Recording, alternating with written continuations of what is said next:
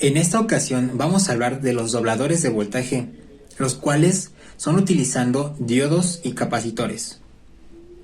Como vemos, un dosificador o doblador de voltaje, como comúnmente se llama, permite incrementar el valor del voltaje que tenemos en una señal de entrada, y esta específicamente se duplica. Vemos, como aparece en la imagen, que tenemos dos capacitores, uno que nombraremos C1 y el otro C2. En este ejemplo también aparece un transformador, aunque no es completamente necesario para poder ejemplificar correctamente la función de esto, lo cual es duplicar el voltaje. Vamos a analizarlo.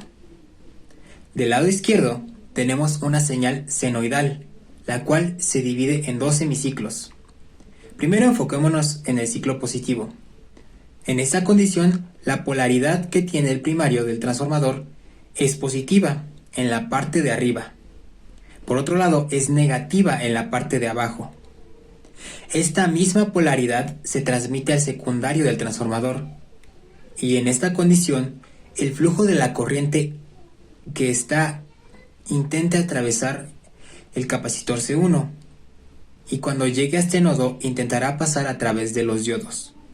Sin embargo, esa circulación de corriente solo se producirá si los diodos están en polarización directa. Vamos a asumir que en este caso el diodo D1 y el diodo D2 son ideales.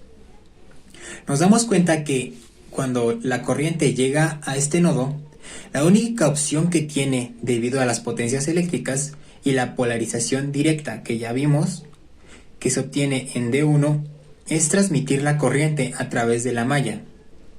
Pero, como ya vimos, no puede hacerlo a través del diodo número 2, porque este diodo está polarizado inversamente, ya que el potencial eléctrico en el cátodo es mayor que el potencial eléctrico en el ánodo. Y ahora podríamos pensar, ¿cómo es que se logra esto?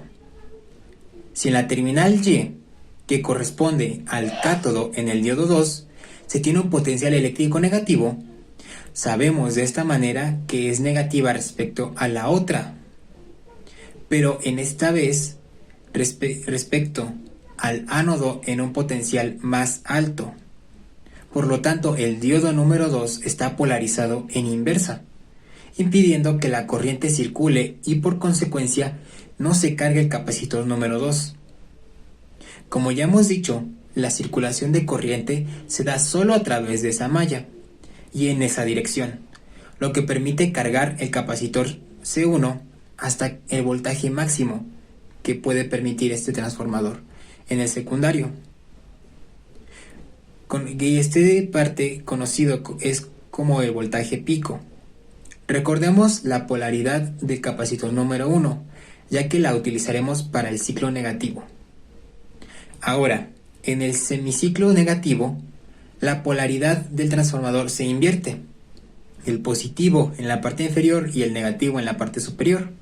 Esta polaridad también se refleja en el secundario del mismo transformador, por lo que el flujo de corriente intentará circular a través del capacitor número 2. Cuando la corriente llega a tiene dos posibilidades. La primera es que intentará pasar por el diodo 1 o cargar el capacitor número 2. Sin embargo, el diodo 1 está en polarización inversa, lo que impide que la corriente pase a través de este. Entonces, ¿qué es lo que hace? Pues la corriente elige circular a través del capacitor número 2. Para que esto ocurra, el diodo número 2 debe estar en polarización directa, lo que se logra porque el potencial del ánodo del diodo número 2 es más alto que del cátodo. Esto hace que el diodo número 2 se comporte como un interruptor cerrado, permitiendo que la corriente circule a través de este libremente y cargue el capacitor número 2. Esto se logra porque el potencial eléctrico que tenemos en el ánodo del diodo número 2 es más alto que el del cátodo de la otra terminal. Recordemos que este potencial eléctrico en la parte superior, en comparación con este punto, tiene un potencial eléctrico más bajo, lo que hace que el diodo número 2 se comporte como un interruptor cerrado y la corriente pueda circular. De esta manera, se permite que el capacitor número 2 se cargue. Por lo tanto, cuando se aplica el semiciclo, el negativo de la fuente, la trayectoria de la corriente, como es la que se muestra en esta dirección, fluye de esta manera. La pregunta natural que surge es, ¿qué valor de voltaje permite cargar el valor que se obtiene en el capacitor número 2? Pues vamos a responderlo.